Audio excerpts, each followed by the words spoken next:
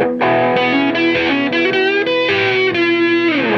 welcome back to Gifted Guitars. My name is Chris Ballinger. Today we're continuing our work on this Telecaster style guitar. There's some really cool painting things that I want to do to this guitar, but I can't get to that quite yet because we still need to carve the headstock of the guitar. This came as a kit, and with these kits they usually give you a little extra space here so you can design a really cool, unique headstock, and that's what we're gonna work on first today. There's a whole bunch of stuff that I wanna get done on the guitar this week, but we'll see how far we get, starting with the headstock.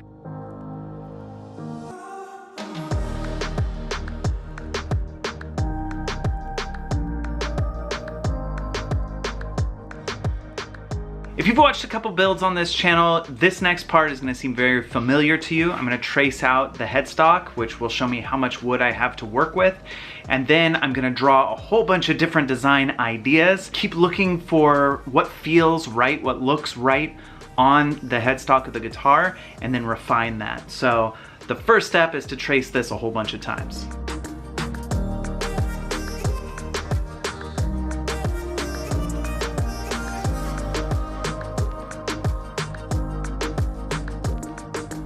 Okay, so traditionally a Telecaster headstock has this sort of round part here,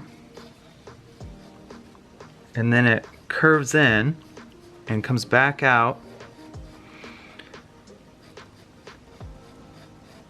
and then curves back in to the guitar.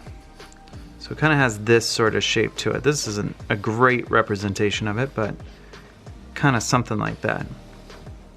Okay, so my initial plan here on this is to do sort of in this area here,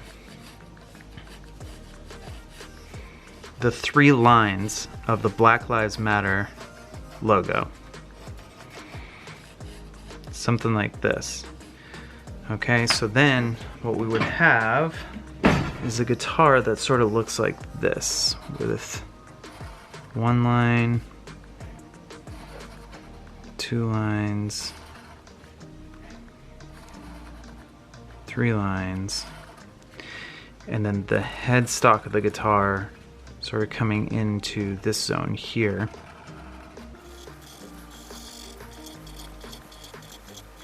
And in this particular design, the top of the headstock itself would actually be black, and then these 3 lines would be yellow.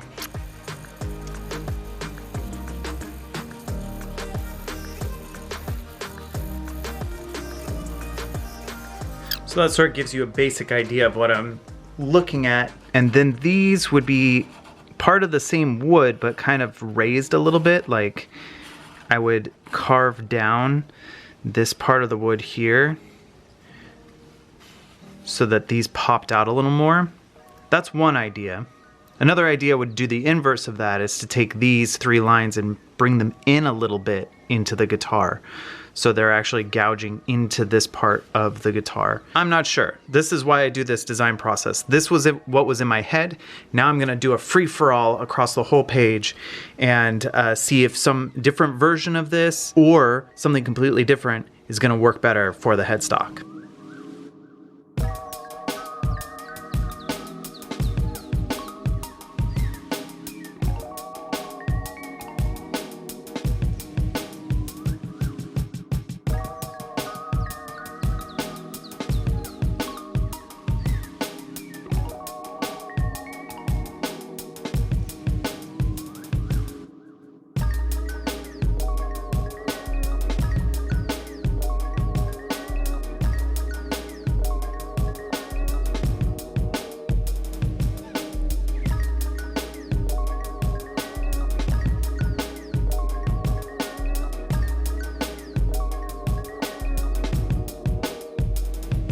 For some reason, this design has been more difficult than the past ones. I'm not super in love with any of the ones that I've done so far, so I'm gonna start a whole new batch of them. I think part of the reason for that is the design on the headstock doesn't really match the design on the guitar yet. And I think we'll get there. I have a couple of ideas of ways of getting there, even with the designs that I have. I'm gonna try a few more ideas and see if we can get somewhere a little closer to the rest of the guitar.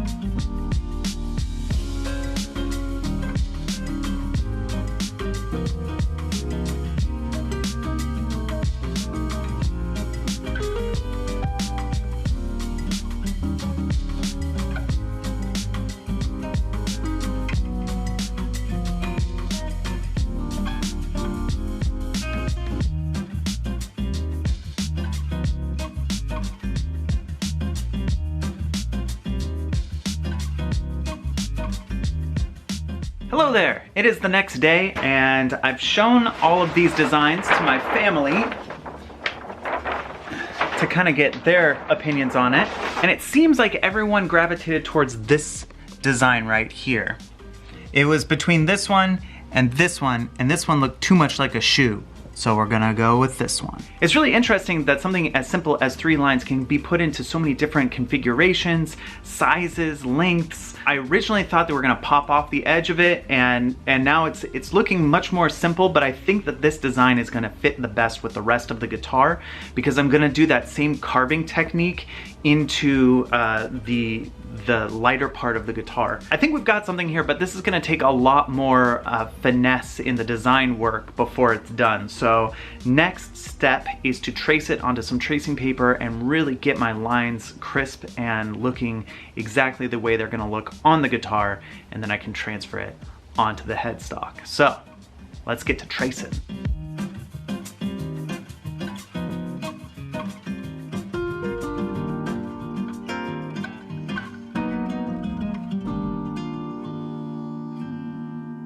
Alright, so here is the rough plan. Basically, I gave myself a little extra space around the tuning peg area. I want that to be super strong. I don't want to carve into that at all and have the pegs be like misaligned. I want them to be nice and straight. So I gave myself like a rough estimate of how much space I would need there. And my plan is to do those divots that I did in the guitar body, but have them gradually become less and less deep as they reach this part of the guitar here. So these are really just rough guidelines, these parts here.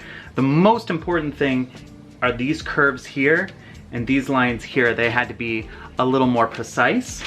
Now I'm gonna transfer this onto the guitar. I do have some transfer paper, but it's white, and the guitar headstock is this maple, so it's really, really light wood, and it doesn't show up very well. So I'm gonna use an old technique. I did it on the body as well, but I didn't explain what I was doing.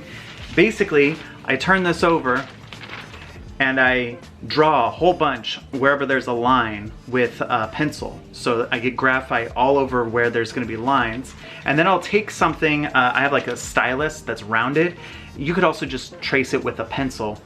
But I press kind of hard and go over all of these lines, and what that does is it transfers the graphite that I put on the back of the paper on to the thing that I'm trying to get the design onto. It's really effective, it's really easy, it doesn't cost any money, so if you're looking to transfer something from a piece of paper onto either another piece of paper or some project that you're working on, this is a really great technique to do it.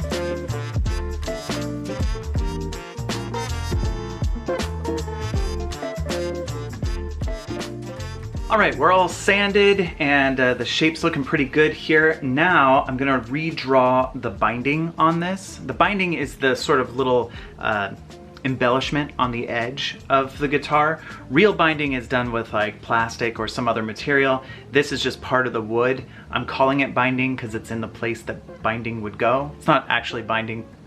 That's not important. What I did want to talk about is how I measure out the binding, because I did it in the last video. I didn't talk about it at all, but I used a playing card, and I have a lot of spare playing cards because I was a professional magician once upon a time. And what I did is I cut a little strip of it,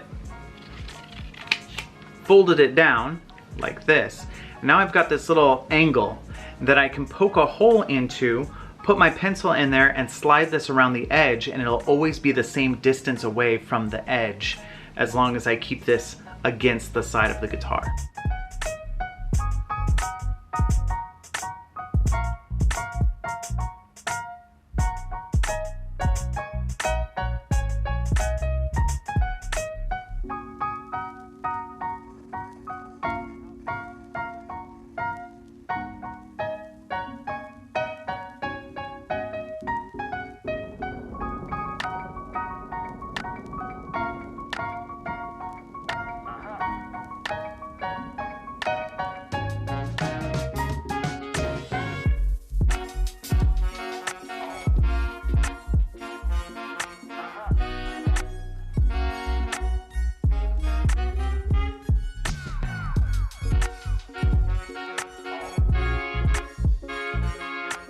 I'm not going in super deep on the detail for this. On the guitar, I went a lot deeper into the wood, but this is a part of the guitar that's holding the tension of all the strings.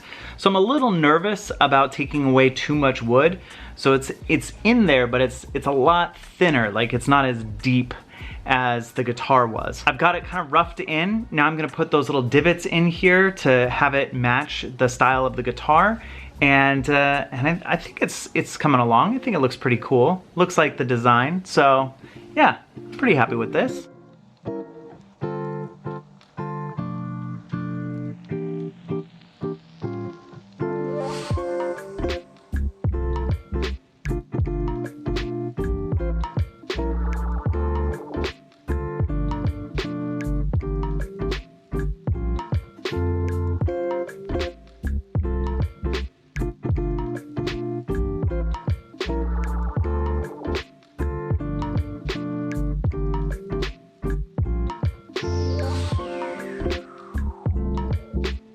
All right, this is the completed headstock. I think it looks pretty cool. I really like it next to the rest of the guitar. I think the design elements work really well together. It's kind of hard to see right now. It's gonna pop a lot more when we put some paint on it, some guitar lacquer on it, maybe some stain. I will be dealing with all of that stuff next week in next week's video, so I hope you tune in for that. This 3-line design, as well as the fist design here, both came from the Black Lives Matter website. And there is a link to that, as well as to the NAACP website, both of which are great places to get informed and good places to donate to if you want to get involved in what's going on in the world right now. I want to say thank you to everybody that left nice comments in last week's video.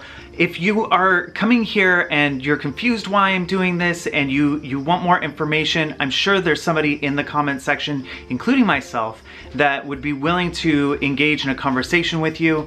But I'm going to tell you right now that if you leave just a snarky comment that is not designed to start a conversation, that is just to belittle the movement, I'm probably just gonna remove your comment. That's really not what this is about. I'm not taking a political side. I just want to help my fellow Americans, my fellow human beings that are being treated poorly right now, and so that is what this is about. And if there's anyone watching this right now that's confused as to why I'm being a part of this movement, I'm going to leave a link right up above me here, as well as down in the description of this video, to somebody else's video. There's someone named Phil Vischer who did a fantastic video on this topic. He does a really good job laying it out very clearly with graphics, and he kind of sounds like Bob the Tomato from VeggieTales, because he's Bob the Tomato from VeggieTales. Even if you're not confused about why I'm doing this, you should check out that video. It's very well done. Anyway, I'm really looking forward to painting this guitar.